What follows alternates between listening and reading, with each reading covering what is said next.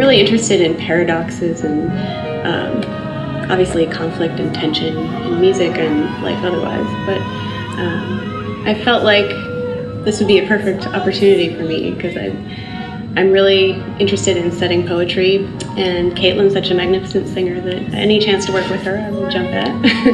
And she has a low D, which is ridiculous, so I had to take advantage of that beautiful, smoky, low voice. I've always been drawn to like transcendentalist poetry because of the beautiful imagery, and actually the language I feel like is very sensual and comes out slowly. And a lot of times the text itself is about very everyday objects and things that you experience in the world. So this idea of having a wider perspective on things very much figures into the text I chose for the piece.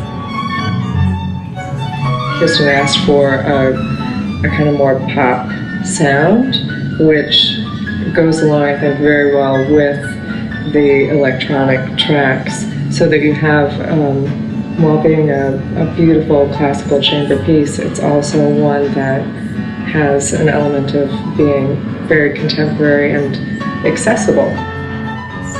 So when I write music with instruments and electronics, I think of the electronic part as an orchestra that can make any sound I want, and as loud or soft as I choose, So you can sculpt it into anything you can imagine.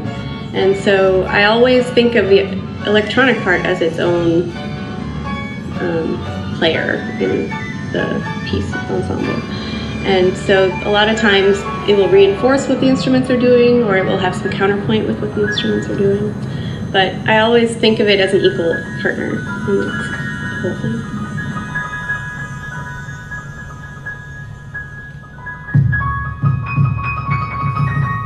This is the first time that someone I've performed with in Hotel Elefant is now I'm playing a piece by them with Hotel Elefant. So that's an interesting sort of collaborative space to be in, because you are playing the music of someone who you've turned pages for and traded off parts with in the concert, which I think is a fun and relevant sort of dynamic. So it's this sort of nice meeting of worlds colliding, minds melding, etc. Renaissance Woman Deluxe executes this very cool piece for people she works with. I think that this piece, while being beautifully composed and really interesting to the most educated musician, is also one that, with the poetry and the word painting and the soundscape that happens, it's something that anybody could listen to and be touched by.